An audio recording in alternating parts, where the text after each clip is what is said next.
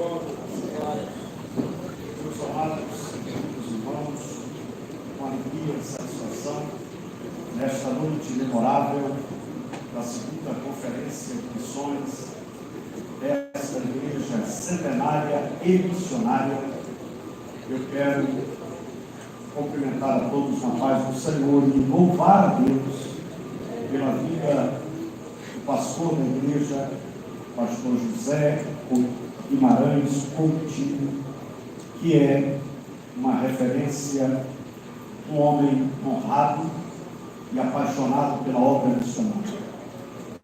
É bom pregar em uma igreja que ama missões. Existem muitos lugares que falam de missões, mas não amam missões. Falar de missões é uma coisa, fazer missões é outra coisa. E esta igreja fala e faz. Eu quero glorificar o Senhor pela vida do pastor da igreja e agradecê-lo pela forma honrosa, gentil, que nos recebe aqui esta noite. Louvar a Deus pela vida do amigo, pastor Reginaldo, sua esposa, nossa irmã Rubenilda, este casal que coopera muito no Fórum de Missões do Nordeste. A igreja em São Luís é parceira do Fórum de Missões do Nordeste.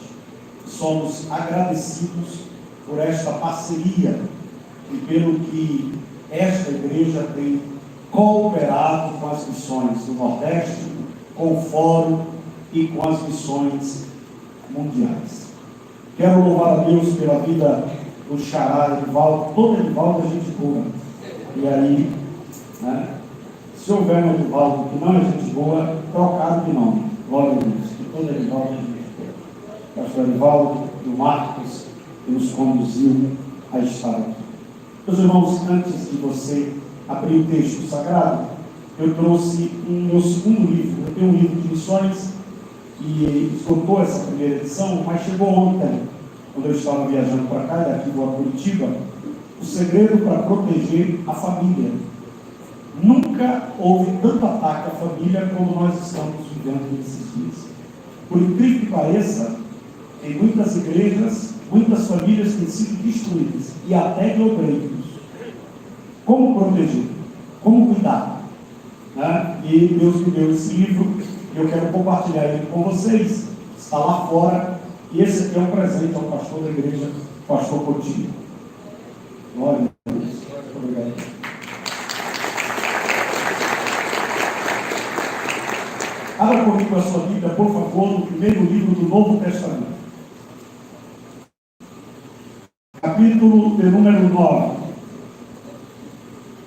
Evangelho segundo escreveu Mateus, capítulo de número 9.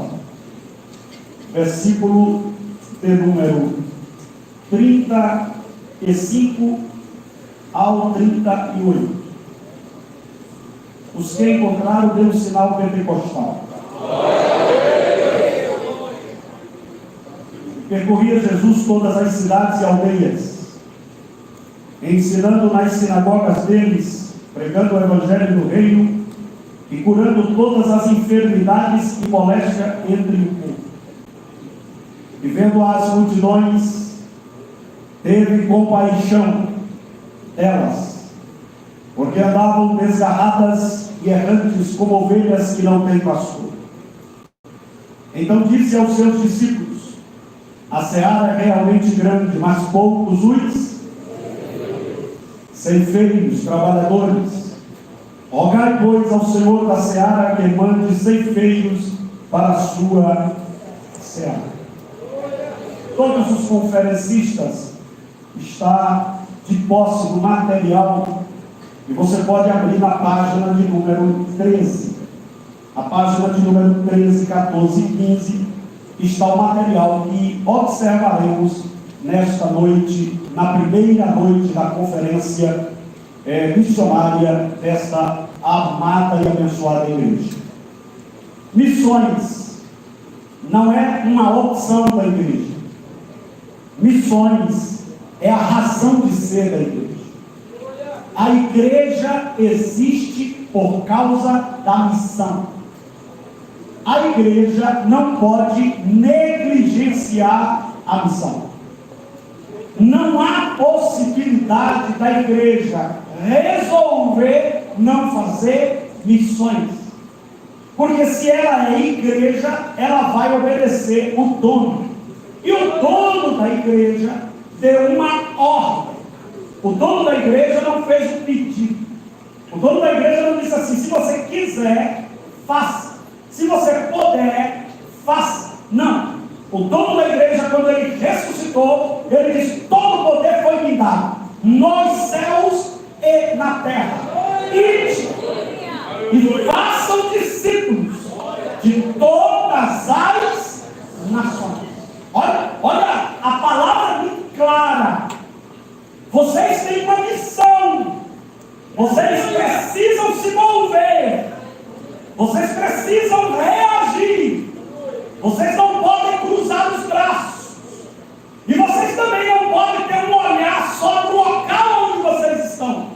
Vocês precisam ter um olhar além do lugar onde você mora. Você precisa ir além da onde você reside. Esta é a proposta de Deus. A proposta de Deus, ela é muito clara. A igreja não existe para ser um grupo social de pessoas que se reúnem para receber algo dele. O inimigo tem trabalhado para que a igreja se torne consumidores da fé. E os pregadores e cantores se tornem um produto da fé. E muita gente não sabe qual é a sua missão e diz: eu vou para a igreja receber alguma coisa. Está fazendo o reino de Deus? Está cooperando em quê para o avanço da obra de Deus? Está agindo em que área para cooperar com o investimento que Deus fez em você? Aqui há pessoas esta noite, não tenho dúvida, que só está vivo porque houve um investimento de Deus altíssimo na sua vida. Altíssimo. Tem gente aqui que o médico já tinha desenganado você há muitos anos atrás. A sua família não acreditava mais em você. Você estava perdido e afundado no pecado. Mas um dia alguém levou a corda da misericórdia do Evangelho e te alcançou e te tirou. Agora é uma questão de justiça. Agora é uma questão de gratidão. Agora é uma questão de visão. Eu preciso fazer valer o investimento que Cristo fez em mim. E quando nós observamos esse texto, você sabe que à luz da Bíblia existem vários homens extraordinários no aspecto de missões. Um deles, e o mais extraordinário, posso destacar dessa forma, é Paulo. Paulo nos ensina a fazer missões de uma forma fenomenal. Hoje, em pleno século 21, em pleno ano 2023, tem igreja que ainda não aprendeu o método de Paulo. Paulo tinha um método fantástico. Ele sabia qual era a missão dele. Ele sabia que a chamada dele não era pastorear uma igreja local, mas abrir igrejas, estabelecer. E essa igreja não ele supervisionar. A pior coisa do mundo é você ver alguém que não descobriu para que foi chamado e fica querendo se envolver em tudo na igreja e querer ser o que não foi chamado para ser. Tem gente que botou na cabeça que é cantor. Todo mundo está vendo que ele não sabe cantar mais. Mas na cabeça dele ele é cantor. E fica zangado quando não dá oportunidade para ele cantar. Sai do culto zangado. E o dirigente está dizendo: não posso se você assassina culto, né? Tem que não é cantor, é assassino de culto. Tem gente que botou na cabeça que é pregador. Tem gente que botou na cabeça que é o que não é. Mas Paulo sabia o que é. Paulo sabia para que foi chamado. Paulo sabia para que foi que Deus levantou ele. E ele nos dá um exemplo fantástico. Ele segue. Ele não tinha um aparato que nós temos hoje. Hoje nós temos tudo à disposição. Quando eu vejo gente reclamando: meu irmão, eu quero dizer que eu estou cansado, porque eu peguei uma escala não sei aonde. É muita gente folgada querendo fazer a obra de Deus. Naquela época andava era um animal, andava era a pé. E o missionário chegava com coragem para pregar o Evangelho, com disposição para pregar o Evangelho. Hoje nós temos uma geração que ainda de avião está reclamando a escala que fez. porque não sabe da história que essa igreja teve para chegar onde ela está, para ser quem ela é. E Paulo tinha esta visão. Mas hoje eu não quero observar o exemplo de Paulo, eu quero observar o exemplo do dono da igreja. Porque Paulo você pode até, pastor, eu não concordo com algumas coisas aqui. Agora o dono da igreja você não vai poder dizer que não concorda. O dono da igreja você tem que se render. Esse texto aqui é o dono da igreja nos ensinando a fazer missões, a fazer um trabalho. E aí eu coloco na apostila, e eu não vou explicar o texto como introdução, porque eu quero utilizar ele na própria ministração de forma sistemática, os tópicos que eu coloco aí. Eu coloco que missão é um encargo, é uma incumbência. A igreja precisa cumprir a missão que lhe foi confiada. E quem viaja às nações sabe o potencial que a igreja brasileira tem. A igreja brasileira tem um potencial para fazer missões hoje que poucas igrejas do mundo têm.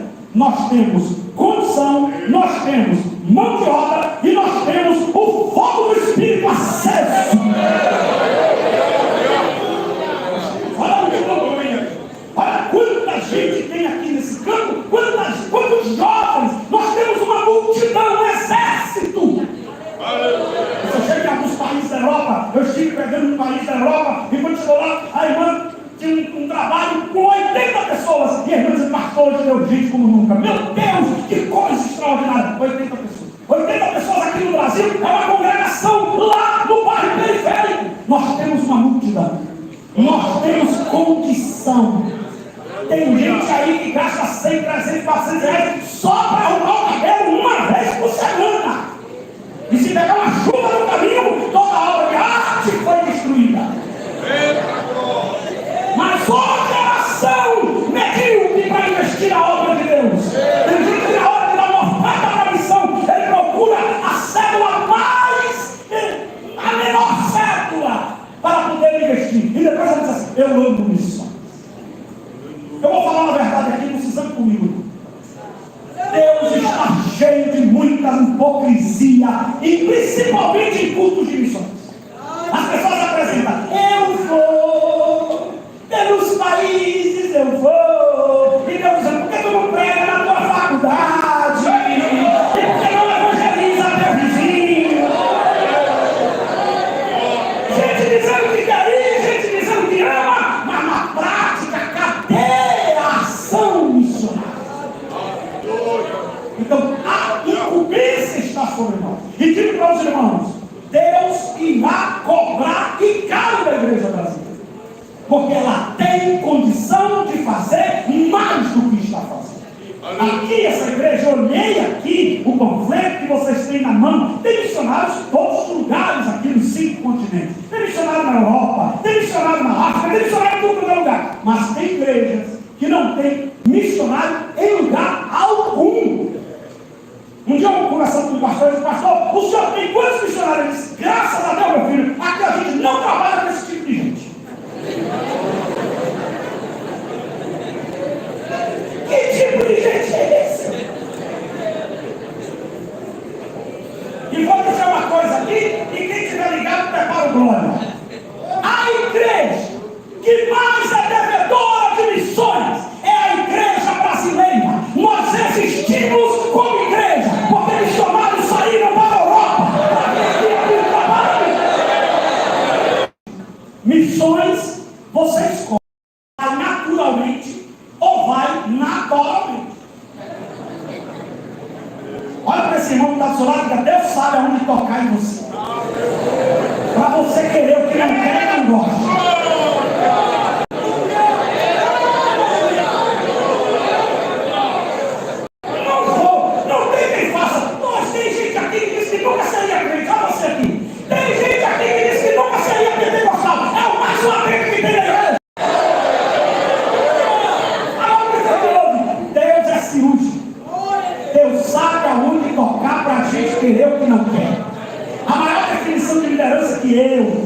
Ao meu ver, existe que o ex-presidente americano Henry Truman, ele diz o seguinte, líder que é líder tem o poder de fazer o que os outros não querem e não gostam.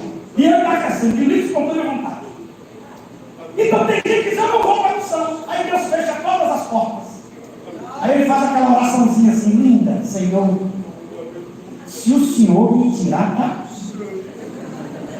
eu vou. Aí nós pedimos assim, fala mais alto, eu quero ouvir, eu vou.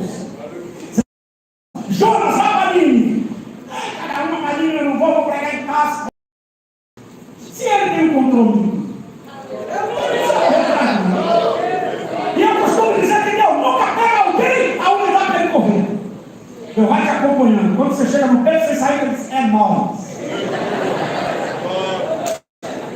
Deus manda uma mensagem para o vento. Deus manda uma mensagem para o mar. E Deus faz uma reserva no hotel. Paga 3 diárias. E ele ainda diz para o recepcionista, deixa o hóspede passar direto que ele está com pressa. Aí lá no ventre do peixe, Jonas orou, o inferno te clamei. Eu acho que Senhor, se o Senhor me tirar daqui, eu não sei nem o que é que eu estou. Você quer escuro, complicado? Eu vou. Vai. Então essa incumbência é inegociável. É claro que a gente precisa entender que nem todos irão ao campo. Mas você está no campo através da sua fé, através da sua contribuição, através da sua oração. Quem pode glorificar o Senhor? Colocaram na cabeça das pessoas que ser usado por pastor, pregador, cantor e tem que deixar tudo para ir. Não, tem gente que Deus usa para mandar vários. Se ele fosse a ele sozinho, eu tive um estado do Brasil que o irmão começou a ajudar um missionário. E você quer ser próspero? Seja dizimista, ofertante e invista em missões. É o melhor investimento que existe. Ele começou a ajudar um missionário. Hoje só ele mantém 20 missionários. E a empresa dele é a maior empresa da cidade. Olha para o seu irmão, fica aqui, viu, irmão? Fica aqui, invista. Então, às vezes, a chamada que você tem não é de ir, mas através de você, alguém vai fazer a obra que está precisando. Então, acompanhe. É um encargo, é uma incumbência. A palavra missão, que é eclésia, chamados para fora. E aí vem o primeiro tópico do estudo de hoje. Eu gostaria que todos participassem. Número 1. 01. Ok, tem uma multidão. Todo mundo já está. Quem não está com a apostila, pega carona. Ou não é pecado, pega carona. Aí depois, no final do culto, você vai lá e faz sua inscrição. 1, 2, 3, já, número 1. Não é propósito de Deus que a igreja se feche entre 4 paredes, promova eventos em cima de eventos, para que o pecador venha até o templo para ouvir a palavra. O templo é importante para que os crentes sejam ministrados, orientados, tratados, alimentados, para sair daqui para fazer a diferença lá fora. Mas existem muitas igrejas que perdeu essa visão. Olha o que o texto diz, e percorria Jesus todas as cidades. Jesus tinha tudo para chegar no centro de Jerusalém, montar uma tenda e dizer, Israel, quem quiser ouvir a palavra, vem a mim.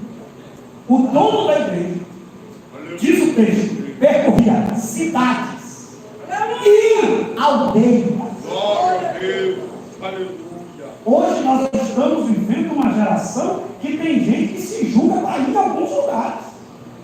É igual Pedro. Deus olhou para Pedro e vai na casa de Cornélio. Pedro já chega dizendo, um homem como eu vai vir para estar aqui. Já viu que tipo de missionário? Um dia eu vi um irmão pregando no lugar e disse, irmãos, é uma honra para vocês, um privilégio ter um pregador tão simples como esse. Fazer um cara desse ele é perigoso. É porque tem gente que não é nada, recebeu a graça e agora está pensando que é a última Coca-Cola do deserto, pensando que é Jesus Júnior, pensando que é o que eu sou. Você não é nada. Jesus foi em tudo quanto é lugar para pregar o evangelho.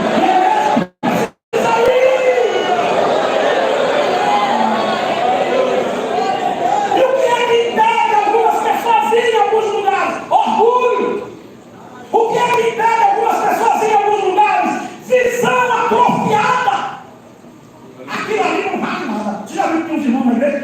ele é o fiscal do céu, ali não dá. Sim, mas o que é que não dá quando Jesus chegar? Aleluia! Glória a Deus! Aleluia! Você está lembrado dos irmãos quando Estevão morreu, saiu da perseguição, escolhendo a quem pegar. Olhar e dizer, judeu, Jesus te ama, não é judeu não? Não, meu filho, você não tem nada a ver não, viu? Por favor, fica aí. O texto diz que saíram pregando somente aos judeus. A visão atrofiada faz missionários desprezar lugares em potencial. Antioquia era a terceira maior cidade do império. E pela visão dos irmãos de Jerusalém, era uma cidade desprezada. Mas eu amo o pastor Reginaldo, do Reino de Deus. Eu amo a igreja de Deus. Eu amo o Senhor. Sabe por quê? Deus não é refém de ninguém. Se ele volta não quer, Deus levanta Chico, Deus levanta Francisco, Deus levanta... E sabe o que é lindo? Às vezes Deus levanta pessoas com capacidade muito menor que a sua. E vai fazer uma obra melhor do que você está fazendo. E a melhor diz, eu não estou entendendo, Deus dizendo, a obra é minha, a obra é minha, a obra é minha, a obra é minha. E aonde estão as pessoas? O dono da igreja não se achava que tinha lugares que não merecia que ele estivesse. Interessante que João capítulo 4, as pessoas davam a volta para não passar em Samaria. E o texto diz, e era-lhe necessário passar por Samaria. E quem estava na fonte? Jesus. Conversando com quem? Uma mulher desprezada. E o discípulo chegou e fez o quê? Meu Deus. Vigia, Jesus. Vigia. Não assim? Meu Senhor. Jesus não está vigiando. Essa mulher de alta periculosidade. E Jesus dizendo, vocês que não sabem como eu trabalho. A mulher já está salva, perdoada, já é missionária e vai ganhar a cidade. Tem gente que despreza o lugar porque é pobre. Para quê, pastor? Fazer um trabalho desse pessoal. Eu tive uma certa feita em uma aldeia da África. E a gente naquelas aldeias, tem gente que diz assim, não vou mandar missionário para a África, porque aqui no Brasil nós temos nossa África. Quem fala isso nunca foi na África. Não conhece a África. Principalmente os lugares mais pobres, as aldeias, lá por Moçambique, Zimbábue. E eu tive num lugar daquele, vi umas crianças comendo algo, eu pensei que era chocolate, era barro. E quando eu terminei, um pastor que andou 180 quilômetros para vir participar da conferência, olhou para mim e disse, pastor, me dê sua Bíblia. E eu fiquei com o coração partido, porque eu só tinha aquela Bíblia, e eu precisava voltar para a África do Sul para pregar. E eu disse para ele, o senhor é pastor? Eu disse, eu sou, mas aqui a gente não tem condição de comprar uma Bíblia. Eu tenho que vir aqui, gravar as mensagens da conferência e voltar para repetir as mensagens, porque eu não tenho acesso a um exemplar da Bíblia. Se alguém não olha para essa gente, se alguém não se interessa por essa gente, como ouvirão se não há quem prega? Se uma igreja não envia alguém para pregar aos ribeirinhos, para pregar aos indígenas, se alguém, a igreja não envia alguém para traduzir a Bíblia em lugares que eles não têm uma página das escrituras do seu idioma, como essa pessoa vai conhecer o Jesus que mudou a nossa história? Mas essa conferência, o Espírito de Deus está sacudindo o meu coração.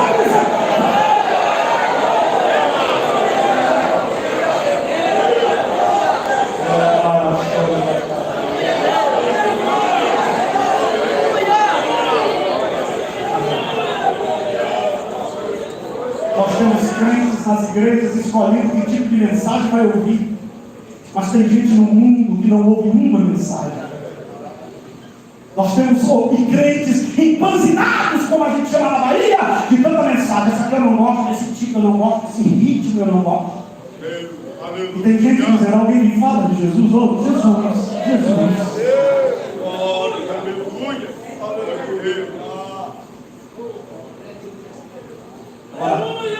Olha o que é o poder do Evangelho. Eu costumo dizer que igreja é igual água. Igreja é igual água nos dois sentidos. Primeiro, Água parada vira problema. Pega uma água parada, por exemplo, quando começa um movimento de dengue, zika, chikungunya, é o que, irmão?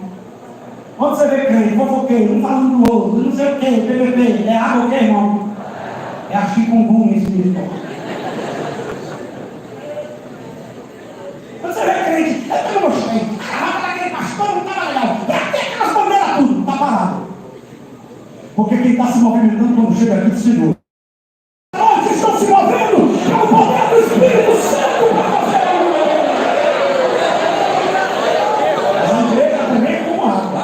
Se a água estiver descendo uma ladeira, qualquer obstáculo que tiver, ela não briga com o obstáculo. Ela contorna o obstáculo e segue o caminho. Mas tem outro detalhe: se o obstáculo for gigante e fazer a água parar, ela parece que está parada, mas ela vai infiltrando, infiltrando, infiltrando, infiltrando, infiltrando, infiltrando. E quando alguém diz eu parei a água, ela arrebenta com tudo e leva tudo pela frente. Quando alguém diz assim, eu parei a igreja, vai ser a época que a igreja vai estar mais ativada e cheia do Espírito. Ninguém para a igreja. Fica tranquilo, ninguém para a igreja de Jesus, ninguém para a Assembleia de Deus, ninguém para a Secretaria de Missões dos Solinhos, porque o Espírito de Deus está movendo, movendo, movendo, e assim diz o Senhor, levantando novos missionários para fazer uma obra de Deus.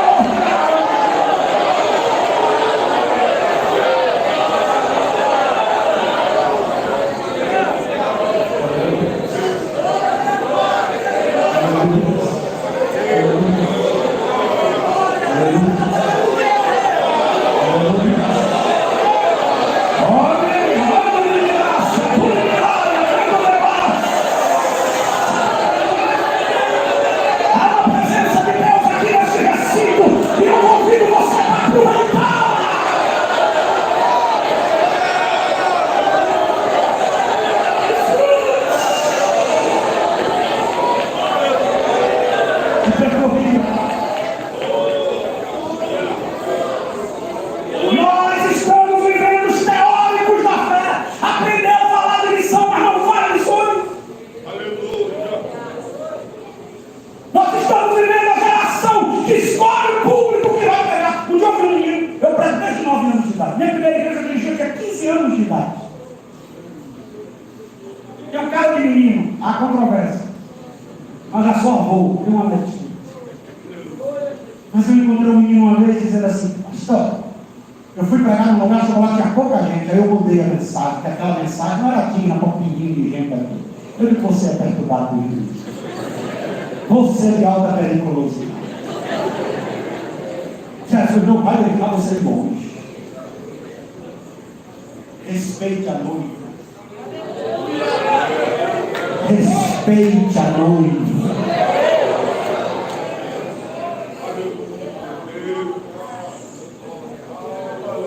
Eu fico vendo igrejas que fazem congresso de missões e traz gente para pregar que nunca fez missão em lugar nenhum.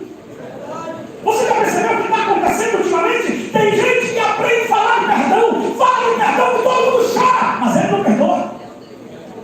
Fala de fidelidade, mas ele é infiel. Fala de missão, mas ele não é missionário. Os senhores pastores aqui, me desculpe, me perdoe, se eu, assim, parecer que eu estou fustigando alguém, mas é impressionante, tem gente que depois que vira obreiro, já não evangeliza mais. Para os presbíteros, para o culto evangelismo, é uma luta. Tem uns que até falam, glória a Deus, é uma luta. Tem gente que depois que melhorou de vida, Deus abriu a porta, é uma luta para fazer a obra de Deus. Olha para esse irmãozinho que está do seu lado e diga, Deus investiu alto em você, Deus investiu alto em você, Deus está esperando um retorno maior, Deus está esperando mais.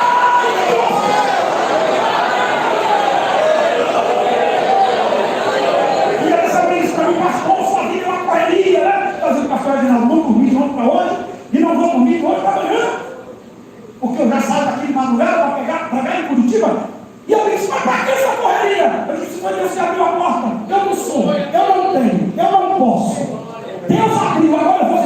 Mônica, fala que Deus abriu a porta. Aponte o dedo de profeta para o seu irmão, que Deus está escancarando uma porta na sua direção.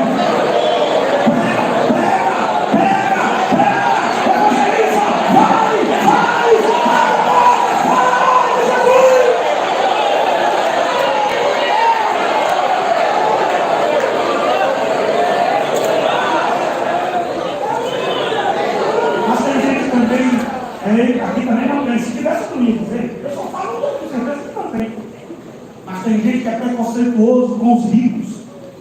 Tem igreja que quando você diz assim, vamos mandar um missionário para a Europa. Mas aí também eu quero ser missionário desse jeito. Eu estive na França, na Espanha. Aí eu caí na besteira de tirar uma foto numa praça na Espanha. Uma única tarde que eu fiquei livre. Eu apanhei igual a Malavé, como diz a Bahia. Gente dizendo, fazendo missão, aí também eu quero, é um invejoso. Na verdade, o que ele está dizendo é o seguinte, eu queria estar aí, mas não vai, porque Deus só exalta quem é humilde, quem é fiel, quem olha para lá,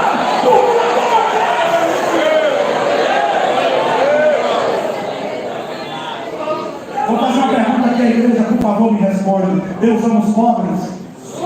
Deus ama os ricos? Deus ama milionários? Deus ama quem mora na favela? Deus ama quem mora nos condomínios? Deus ama quem mora num país de primeiro mundo? E por que a gente quer escolher aonde fazer a obra e não faz igual Jesus em todas as cidades e aldeias? A Europa precisa de missionário. Os condomínios de luxo precisam de missionário. Eu amo a visão da igreja do Senhor. Sabe como a igreja cresceu? Uma das estratégias, um prédio de alto luxo. E o diabo dizia, aqui é só mora gente de alto padrão. Aqui não pode evangelizar, aqui não pode. Aí o pastor fazia o quê? Preparava um missionário, alugava um apartamento e dizia, está aqui o apartamento mobiliado e está aqui o seu sustento. Sua missão é ganhar esse prédio todo. E o diabo diz, aqui ninguém entra, o estatuto diz que não pode botar a igreja. E o crente lá, no chá da tarde, Jesus. Na reunião, Jesus. Sabe o que aconteceu? Vários prédios inteiros.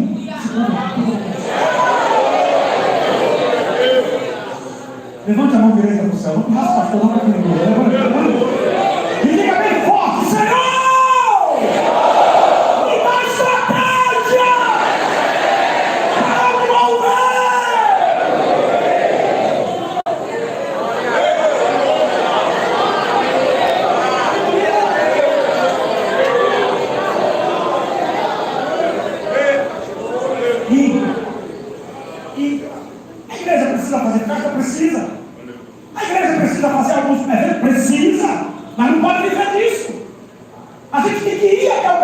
Porque tem gente, você pode fazer a festa que for, você pode convidar Jesus encarnado para ser o pregador, e tem gente que não vem.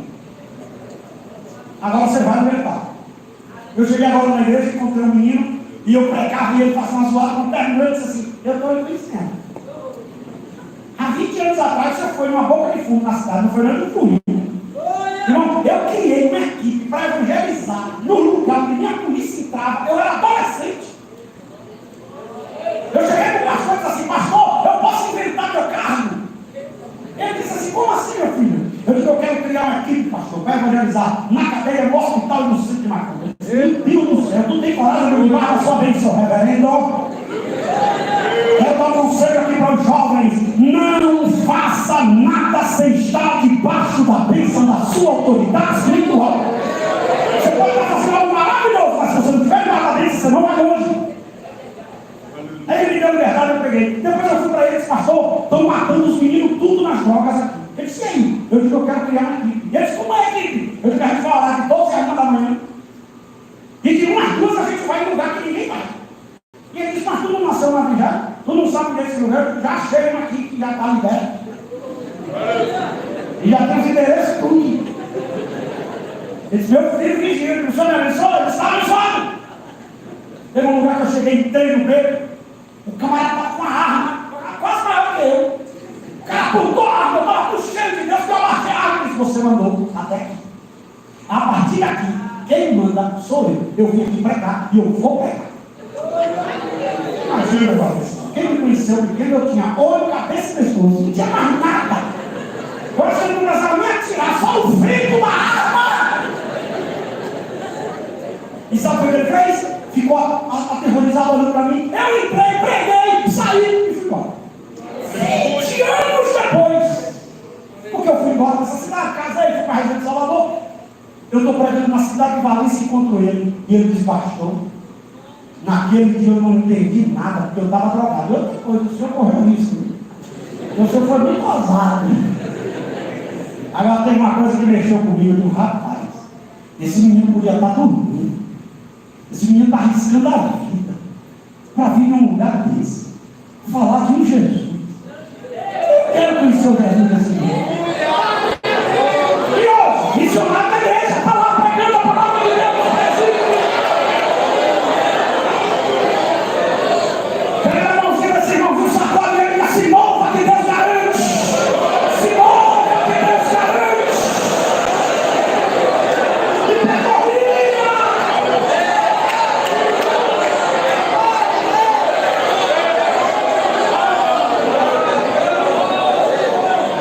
Missões não é para covarde. Missões não é para engenheiro de obra pronta. Você já percebeu que tem gente na igreja que sabe fazer tudo na teoria, bota na prática e não faz nada. É porque se fosse eu não estava fazendo assim, é porque você não sabe quanto custa, você não sabe como é difícil. É igual algumas irmãs que vai dirigir, ao lado do marido dirigindo. É uma luta, né? Meu irmão, não me pega na saída não, mas é uma luta. Tem umas irmãs que vão, aí depois que elas começam a dirigir, faz tudo que ela criticava. Porque uma coisa é estar sentado do lado do carona, outra coisa é estar com o volante na mão. Uma coisa é estar sentado numa sala dizendo não pode. Não. Quando um pastor chega dizendo para mim assim: Valdo, eu vou tirar tal missionário. Eu digo: pastor, vamos fazer o seguinte, vamos lá comigo. Antes do senhor fazer qualquer coisa, vamos lá. Vamos lá, fica comigo. Vamos lá na Venezuela comigo. Vamos lá. A gente tem um missionário agora que está na Ásia, fazendo tradução de livros da Bíblia, tradução de livros da Bíblia para o idioma. A igreja tem que ser compreensível com esse tipo de missão. Você não pode exigir 20, 30 crentes batizados, porque ele vai passar anos e anos fazendo aquele trabalho lento. Mas tem igreja que diz: cadê? Um dia desse eu fui pertinho dizendo: nós estamos investindo esse ano todo e nós não estamos vendo nada. Eu digo: porque o Senhor não está me enxergando. Porque tem gente que quer uma metodologia. Por exemplo, se eu mando um missionário para a África, eu enviei agora uma pedagoga, ela está tomando conta de 800 crianças. Você chega na África, as maiores cruzadas que está acontecendo, por exemplo, Reinaldo Buch, que morreu agora recentemente, as maiores cruzadas, 1 milhão, 2 milhões de pessoas em uma cruzada. Agora, se você vai fazer um trabalho num lugar que o povo tem uma outra perspectiva, não espere a mesma quantidade, não. Agora, um trabalho que esse menino está fazendo de tradução de livro da Bíblia é uma coisa extraordinária, porque ele está plantando para uma colheita extraordinária lá na frente. Precisamos compreender isso. 2. Número 2, página 14. Número 2. Número 2. Número 2. Até ficar bom. Número 2. Não existe missões com egoísmo, com olhar de desdém. Tem gente que faz igual irmão, que vai evangelizar na cadeia, chega lá e perguntou com o preso: você está aqui por quê? Isso é pergunta? E a resposta você não vai gostar. O rapaz ainda disse para ela: minha senhora, deixa quieto. Ela disse: não, venha. Olha essas irmãs, porque elas irmãs maravilhosas, né? Venha. Aí o cara disse assim: eu estou aqui porque uma besteira na vida, matei minha mulher, meus filhos, ferrei, estou condenado. Aí falou o tanto que foi condenado. Ela olhou e disse: é pouco. Bora, pessoal, sai da reação. É o demônio. Compaixão. Olha, eu coloco aí, essa palavra compaixão dá ideia de entranhas. É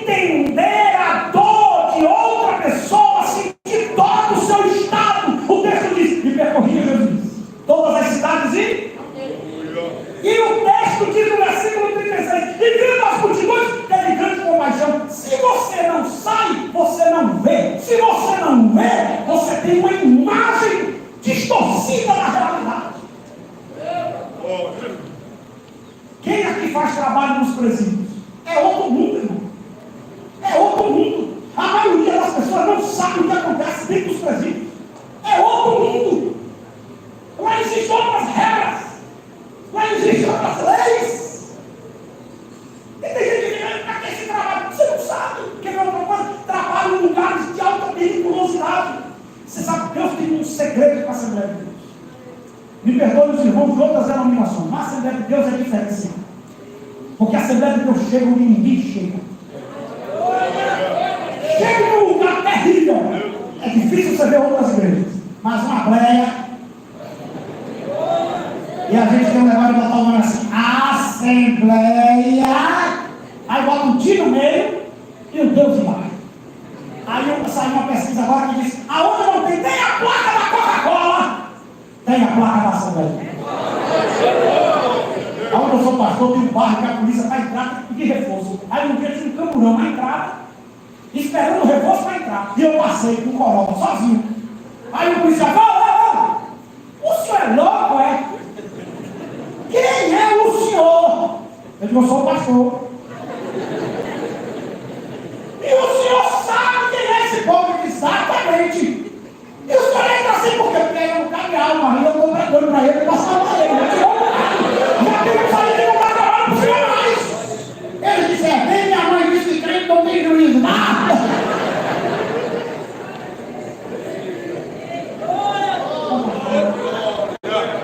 Tem gente que olha para o pecador, mas em vez de ter compaixão, ele julga.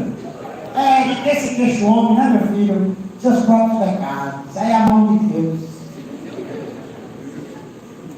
Jesus teve com Pai. Quando você tem compaixão, você abre mão do seu conforto para fazer uma obra que talvez você nunca vai ser reconhecido. Que até é outro problema. Tem um bocado de gente chateada na igreja porque não foi reconhecido. Ninguém me vê. Pastor não sabe meu nome. É, mas você está fazendo para quem mesmo? Para quem você está fazendo? Você sabe porque tem gente que prega e fica triste? Porque ele prega para agradar. Eu prego para entregar a mensagem que Deus me deu. Se alguém disser, foi uma bênção, amém. Se não disser, eu saio feliz do mesmo jeito.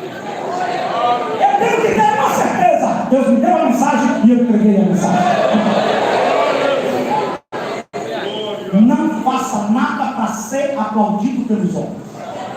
Faça para receber a recompensa do trono do tribunal de Cristo.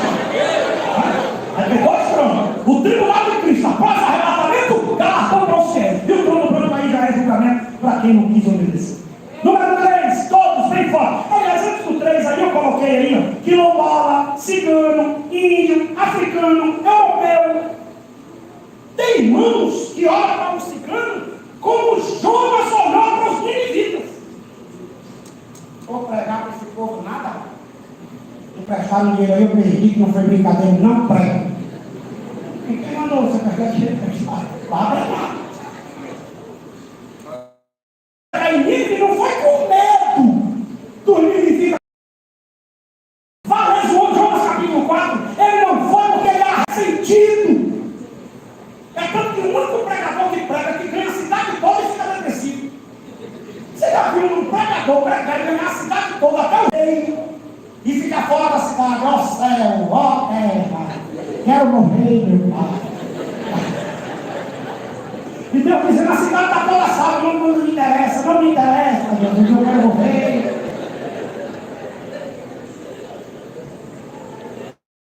Você borboleira que não mandou, e eu e a misericórdia de 120 mil homens que estão prostrados diante de mim, Jonas.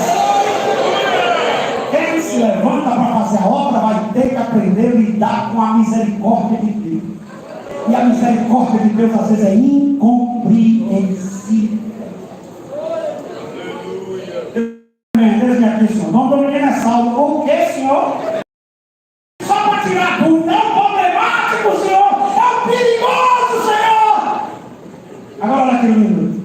Deus olha e diz: para você eu não sei quem ele é, não. Agora para mim é vaso sujo.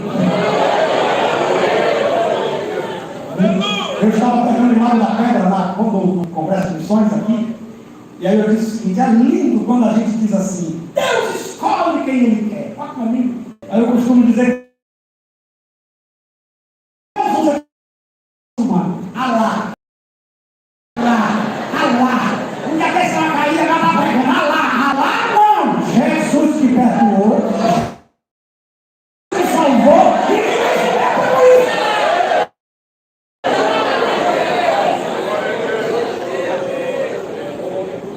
Assim, só para provocar o irmão, ele já está preparado para ver Deus usar quem você não usaria? Diga assim, você acha assim? Número 3.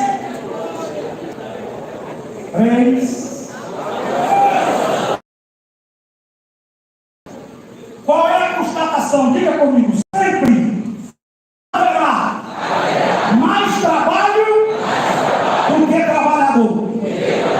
Vá se acostumando.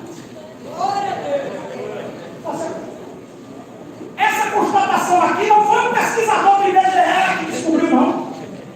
Essa constatação aqui não foi o IBOP que descobriu, não. Essa constatação aqui foi o dono da obra. A seara é grande, mas poucos os.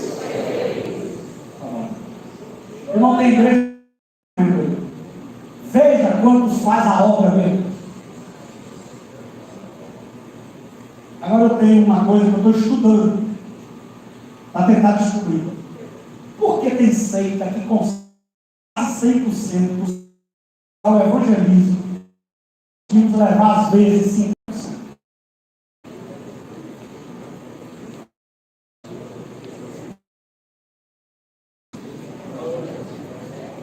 Você anda nas ruas do Brasil e do mundo. Eu já encontrei gente dessa seita pregando na África, lá dentro das aldeias, lá na Europa.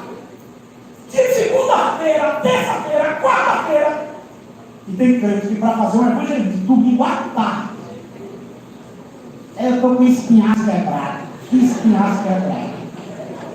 Você perdeu foi o amor. Pergunta para o seu irmão assim: você faz parte dos poucos que faz ou da multidão que fica olhando?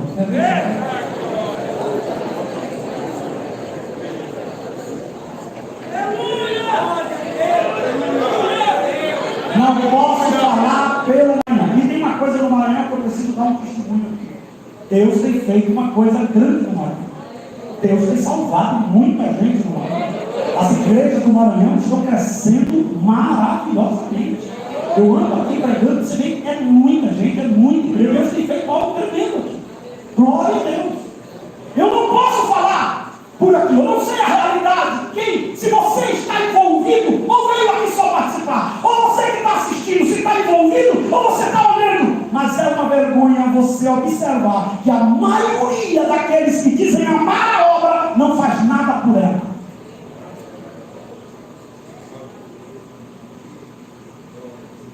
Eu tive na África, pastor Coutinho, a primeira vez ele estava construindo igrejas de 5. Aí eu parei e disse: como é que a gente reúne o Brasil todo para construir igrejas de 5? Você consegue botar mesquitas tão bonitas em todo lugar? Ele disse: pastor, aqui é que está o detalhe. É que para o muçulmano tudo que ele tem foi a lata dele. E a primeira coisa que ele tem que fazer é construir. Tem muita gente, quando melhora de vida, a primeira coisa que faz é subir dele.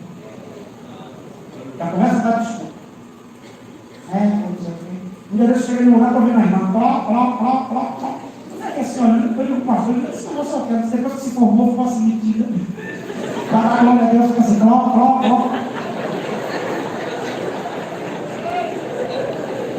Guarda a bênção, não. Deus me deu para investir, Deus me deu para fazer mais.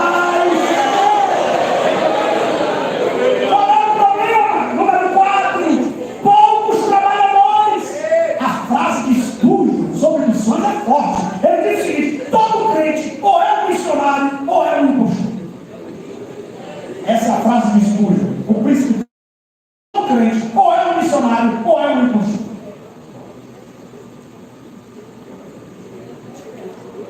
Isso é muito forte. Os irmãos têm que tomar vergonha,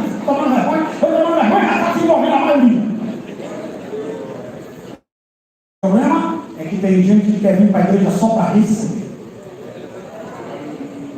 Ele quer receber vitória, ele quer receber bênção, ele quer isso, ele quer aquilo. Fazer a obra que ele não vai fazer. Agora vamos lá para concluirmos. Número 5, bem forte, só as mulheres.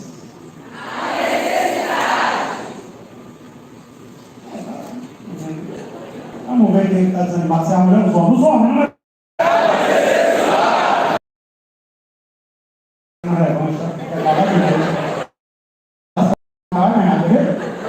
As irmãs, número 5.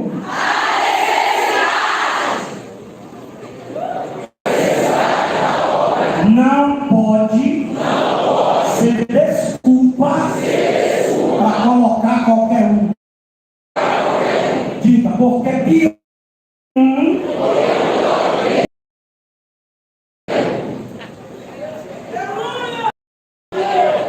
Não tem ninguém, bota a irmã. Não. É por isso que tem lugar sofrendo, porque botou qualquer um para liderar um grupo e qualquer um arrebentou com o grupo.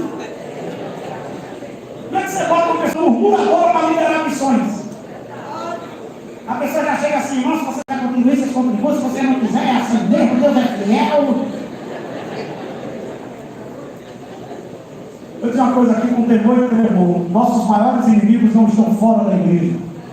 Os maiores inimigos da obra hoje estão dentro das igrejas. Que é contra a missão, é contra a obra, esperando uma oportunidade para falar alguma coisa. Então a gente tem que ter muito cuidado. Tem gente que está ali com a carinha de santinho, tem poder para você ver. E assim, parece meu pastor, eu não tenho ela para liderar. Com um mês, a gente disse assim, pastor, vai lançar o Senhor libertar você. Para barrar quando recorre. Gente que é todo quietinho, mas quando vê poder, fica. A irmã chegava para a senhora e disse aqui, e a velha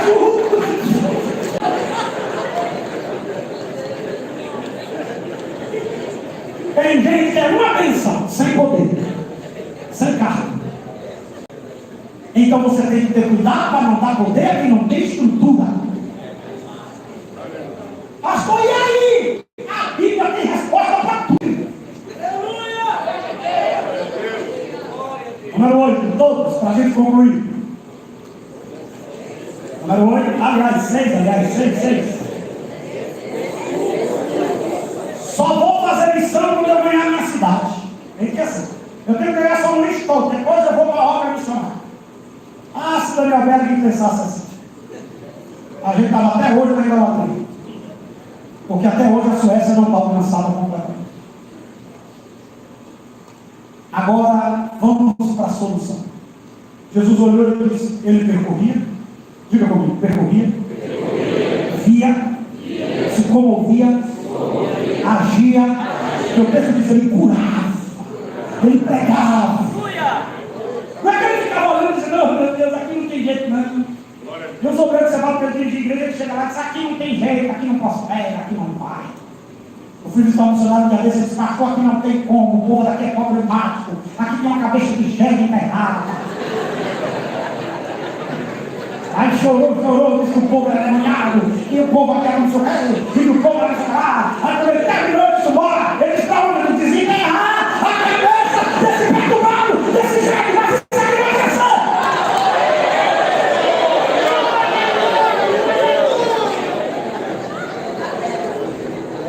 Você bota ele, quando ele está sem obra, ele fica amaldiçoando o povo. Eu sou pastor de povoado, eu também posso num barracão de madeirite. Eu pregando e os cachorros entrando pelas paredes, uma confusão terrível. Um dia eu cheguei nele e disse assim, esse lugar vai crescer! Um dia vocês vão chegar aqui no culto de doutrina e não vai botar nem o carro! Aí tinha uma irmãzinha velhinha assim, Jesus. Aí depois ela disse, pastor, nem o senhor tem carro! Pastor, você se empolgou! Não vai crescer, meu pastor! Meu irmão, chega de terça-feira, tá? Você vê, eu tenho estacionamento lá, estacionamento do outro, um tempo que pega 750, quase 1.000 pessoas.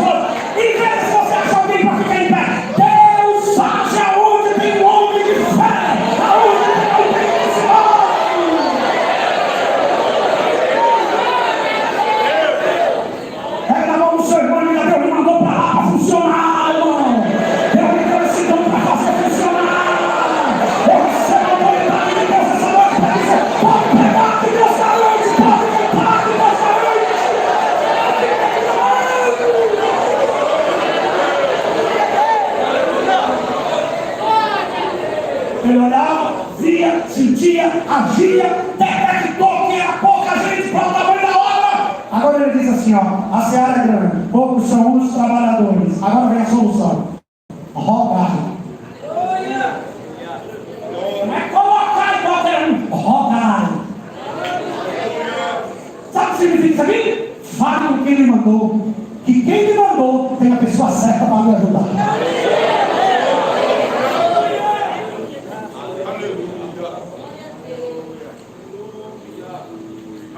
Encerra agora. Pedindo a você para fazer duas coisas. Primeiro, pega na mãozinha do irmão. Pastor, por que você vai pegar na mão? Pega na mão, irmão. Melhor obedecer do que você pega na mão. Diga para ele assim: se Deus lhe chamou, Ele garante.